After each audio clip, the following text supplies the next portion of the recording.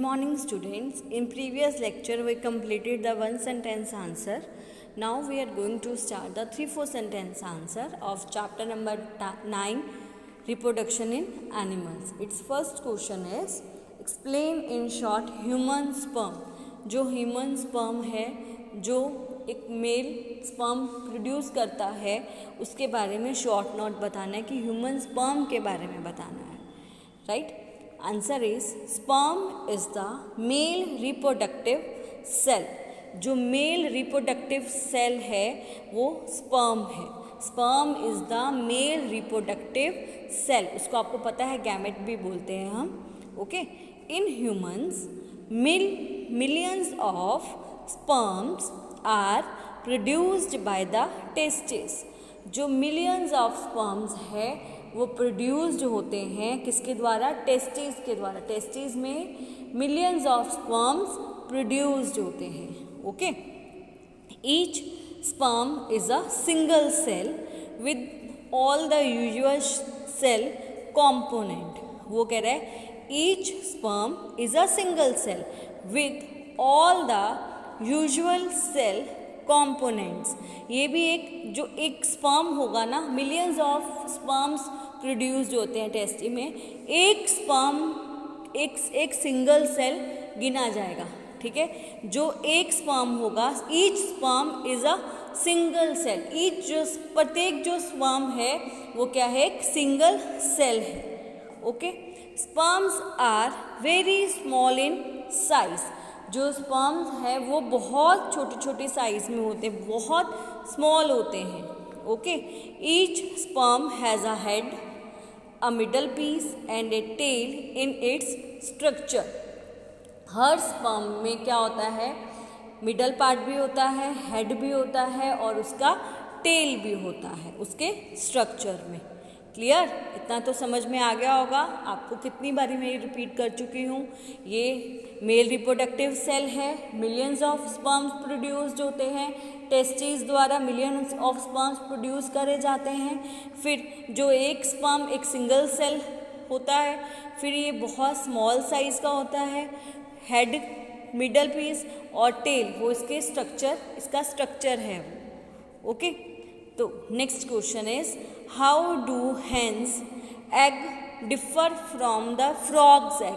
जो हैन के एग है वो कैसे डिफर है, कैसे डिफरेंट है किसके? फ्रॉग के एग से. देखो, hen lays single egg at a time.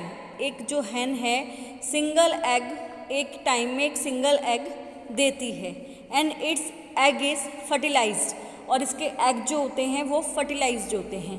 एक टाइम पे क्या करती है? सिंगल एग देती है. ठीक है. और उसके जो एग होते हैं वो फर्टिलाइज्ड होते हैं. फिर the hard shell around the developing embryo is protecting layer for hens egg.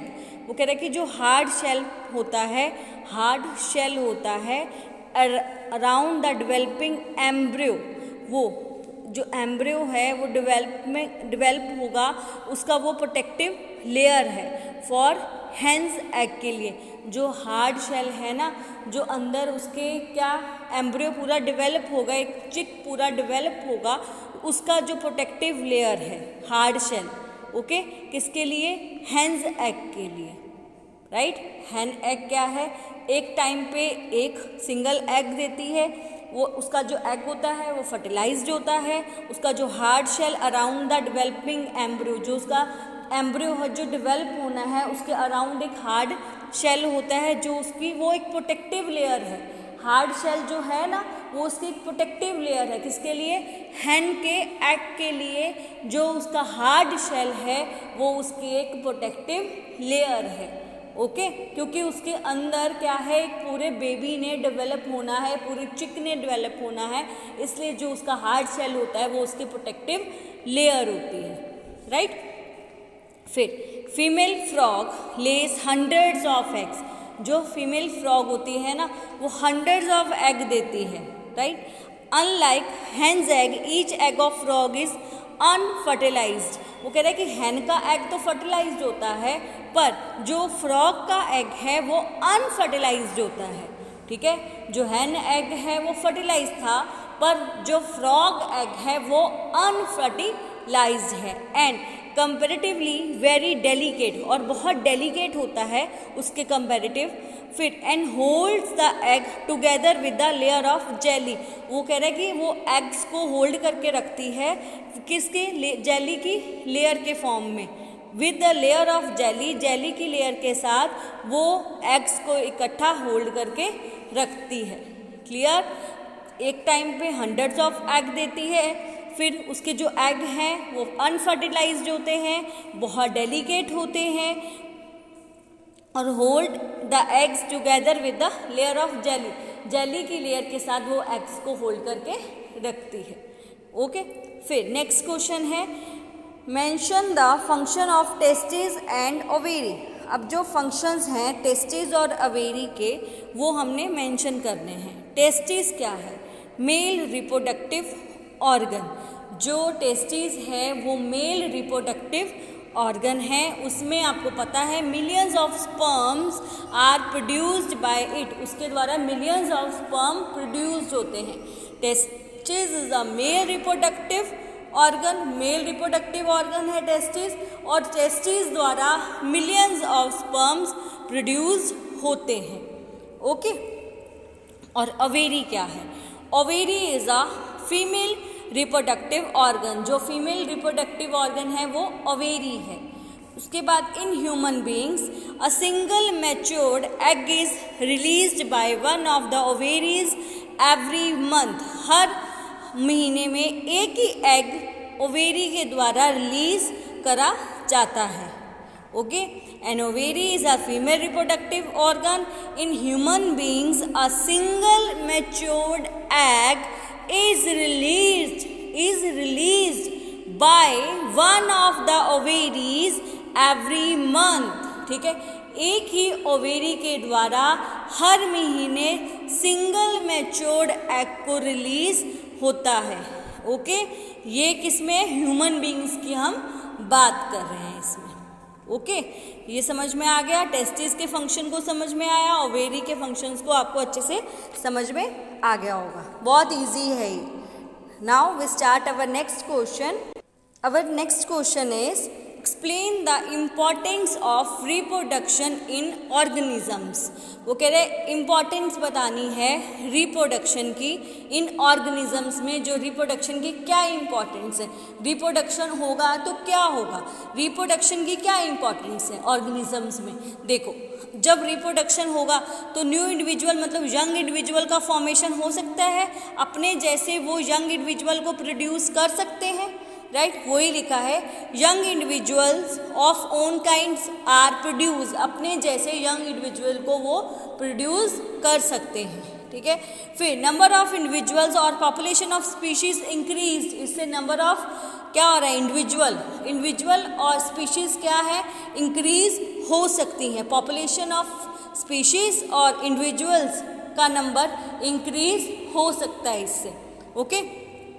It ensures the continuation of similar kind of individuals generation after generation। इससे क्या हो जाता है, इंश्योर हो जाता है कि एक जनरेशन के बाद दूसरी जनरेशन में आगे उसका कंटिन्यूशन होता रहेगा। ये नहीं कि वो बंद हो जाएंगे, एक के बाद एक जनरेशन आती रहेगी।